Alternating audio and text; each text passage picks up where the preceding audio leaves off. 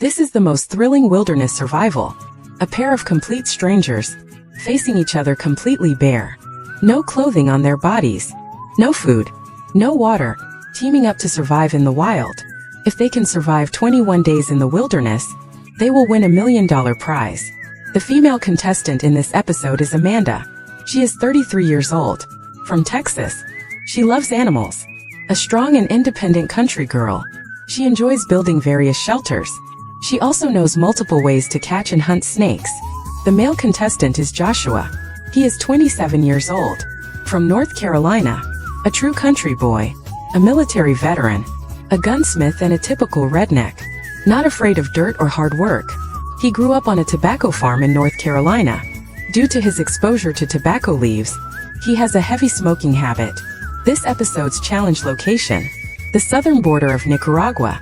Along the shores of Lake Nicaragua. Home to the largest population of freshwater caimans in Central America. Forced to move inland through dense rainforests. In search of dry land. Also home to highly aggressive howler monkeys. Over 150,000 species of insects. Deadly spiders. And numerous venomous snakes. Now it's time to remove their outerwear. Amanda was completely at ease. She showed no signs of shyness. Handled it smoothly. Joshua, as a true redneck, felt this was no big deal for him. It didn't bother him at all. Following the production team's guidance, the two strangers quickly met each other. A proper handshake was a must. The two happily discussed their outfits. What a coincidence. They were both wearing the same style of clothing. They had matching outfits. Through playful banter they bonded quickly. They cleverly avoided the initial awkwardness of meeting for the first time. Each contestant was allowed to bring only one survival tool. Amanda chose a machete. Joshua, on the other hand, picked an unexpected tool. A large roll of duct tape. After seeing his choice, Amanda commented that she really liked the color of Joshua's tape. She joked that Joshua should make her a bikini out of it. Joshua responded, "This is a redneck's ultimate multi-tool. It can be used for clothes, shoes, and more." After chatting, they officially started their first day of the challenge. As they walked, they realized they hadn't seen a single animal. Even insects were rare. Joshua admitted to Amanda that he was feeling uneasy. Something was making him nervous. It seemed as if the animals were hiding from something. If they weren't afraid of the two of them, then something else must be scaring them. Trying to push aside these unsettling thoughts, the two started talking about their lives. Joshua introduced himself to Amanda. He was a former Marine, and also a chef. His hunting skills were excellent. Amanda, on the other hand, worked in pet care. She was against killing animals, but had no problem eating them. As they walked, they spotted tracks left by caimans. They proceeded cautiously, keeping a close watch on their surroundings. In the afternoon, they found an open area, and immediately started building a shelter. Since Amanda's machete wasn't brightly colored, they worried about losing it. This was when Joshua's duct tape finally proved useful. Their sense of humor was on another level. They were treating survival like a camping trip.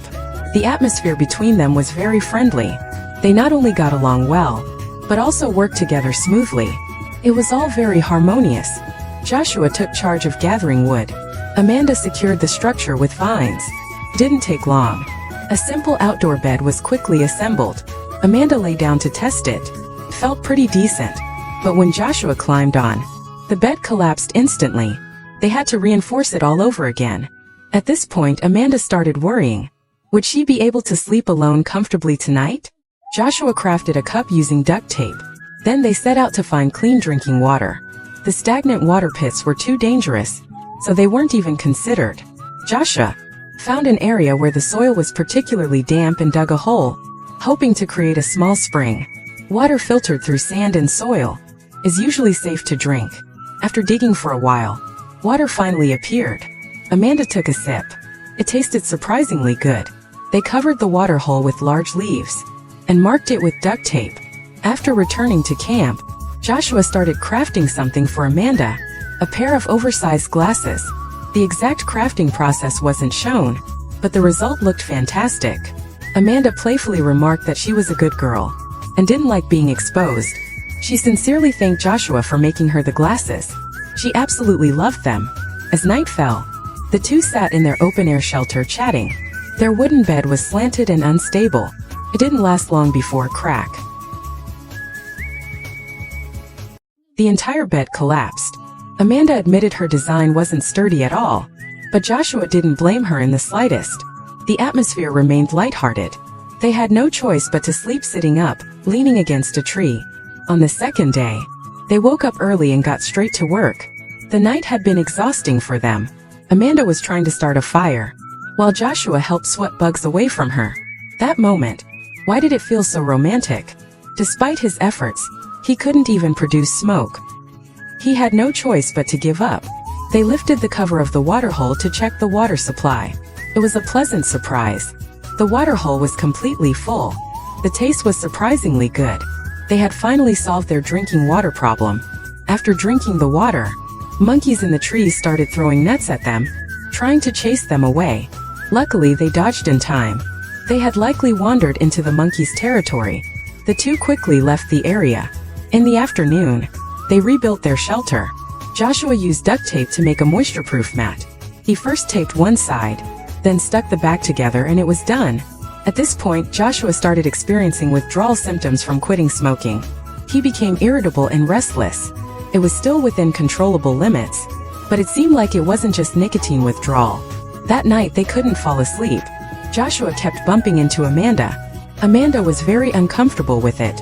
On the third day, since Joshua had no sense of personal space while sleeping, Amanda disliked having a naked stranger touch her. She couldn't get enough rest at all. Joshua asked Amanda how she had slept. Amanda said she barely got any sleep. Joshua, of course, realized it was because of him. He apologized to Amanda, saying it wasn't intentional.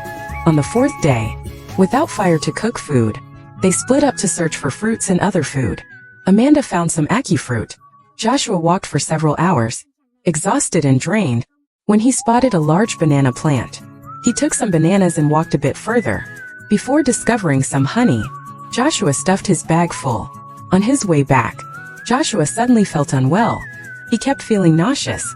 By the afternoon, he barely managed to make it back to camp. Amanda was thrilled to see Joshua bring back so much food.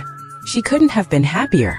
Joshua, completely exhausted, went to the waterhole and drank a huge cup of water. But as soon as he turned around, he started vomiting. Amanda urged Joshua not to overexert himself. The challenge was far from over. He needed to conserve his strength. Joshua said he just drank the water too fast. He assured her he was fine. But back at camp, Joshua continued vomiting non-stop. By nightfall, he started vomiting blood. The medical team had no choice but to intervene. They administered an anti-nausea injection to suppress his sickness. The medication worked quickly. Joshua soon became drowsy and fell asleep. But around midnight, Joshua started sleepwalking. It was eerie. He even tried to attack a snake in his sleep. When he woke up, he was disoriented and couldn't find the entrance to their shelter. He finally woke Amanda and turned on the camera. That's how he finally found his way back. On the fifth day, Joshua cut open a pineapple. They both tasted it. But as soon as Joshua ate a piece, he started vomiting again. The production team had to step in once more. The medical team suspected Joshua's symptoms were due to nicotine withdrawal. After the medical team left, Joshua continued vomiting inexplicably. He knew deep down, this wasn't just nicotine withdrawal. Unable to eat or drink, his body grew weaker and weaker. Ultimately, Joshua made the decision to quit the challenge. He apologized to Amanda.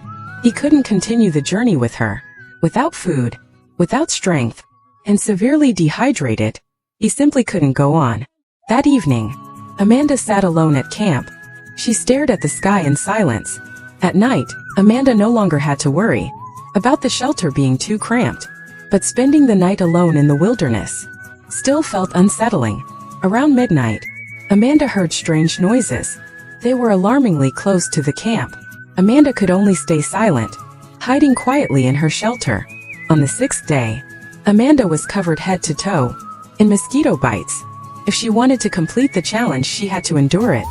On the seventh day, the pineapples that Joshua had gathered had rotted in the hot, humid environment. They were completely inedible. Amanda had no choice but to eat the unripe bananas. They tasted awful, but it was still better than starving. On the ninth day, Starving and desperate, Amanda went out to search for food. All she found was a single almond. Back at camp, she tried to crack the almond open. She smashed stones against it, but the almond remained completely intact. Eventually, she had to give up. On the 10th day, heavy rain started to fall. Amanda huddled in her leaky shelter, listening to the rain pour down. For someone who usually enjoyed solitude, Amanda now felt the sting of loneliness. On the 13th day, for the next 2 days, Amanda stayed in camp. She had no intention of going out. On the 15th day, Amanda noticed something near the camp at night. A pair of glowing eyes stared at her.